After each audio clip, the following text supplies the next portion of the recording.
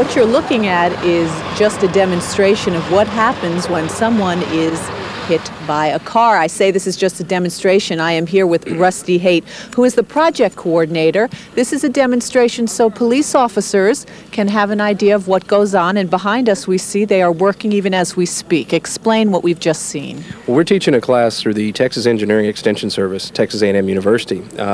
What we're doing is the North Jersey Auto Club brought us up here to teach a class in pedestrian and bicycle accident reconstruction.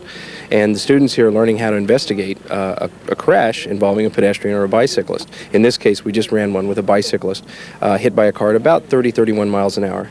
And what we've done is simulated the movement of the pedestrian, or the cyclist in this case, out from where he's hit to where he came to rest on the road. It's amazing, Rusty, how quickly it happened. I was sitting watching and thinking it was in a matter of seconds. Less than seconds, actually. Think about it this way. We were at just about your basic residential speed limit, 25-30 miles an hour. Most folks are going about 30 in a 25 zone, and we hit this dummy at about 30 and moved him that far, that fast. I mean, it's over in a blink of an eye. So what does that teach us? I mean, this is obviously for police officers, but what about us who are pedestrians who do cross the street? Pedestrians, bicyclists, you may have the right-of-way, but you still lose if the car hits you. The car's going to win every time. You know, 3,000 pounds at 30 miles an hour is going to hurt.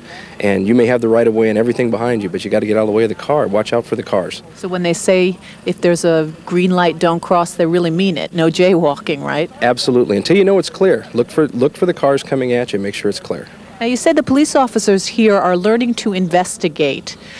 Talk a little bit about that and what goes on. I see it's a big effort. A lot of groups are coming together to help with this. We have police officers from all over North Jersey, Bergen County, several other jurisdictions.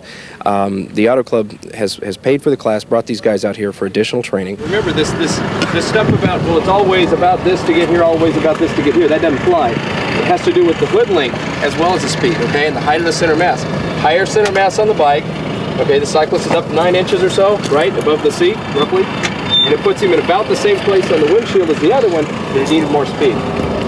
This is a specialized course in just pedestrian and bicycle accidents, and these fellows are learning to investigate a different type of accident than they're used to seeing, the car-to-car kind of thing. A lot of them have worked this kind of wreck, and what they're doing here is they're getting a chance to see it in a sterile environment where they're not having to worry about the traffic running around them, where they're not having to worry about supervisors getting them back to work. Here they get time to look at the wreck and find out what they can about an accident, to learn more so they can apply it later in the field. Now, is this how it usually happens? A car is just speeding and someone happens to get caught? That's basically it. A lot of times you just get a car blowing down the road and pedestrian or bicyclist just is in the wrong place at the wrong time. Now, in this particular accident, what would have been the next step? I see also behind you a group of police officers are gathered now discussing it. Is that what usually would happen, and now determining what went wrong? Exactly. What had happened is the police officers would go out, they do their at-scene investigation like they're doing here, and then they'd go back to the station and put it together, figure out what the speeds were.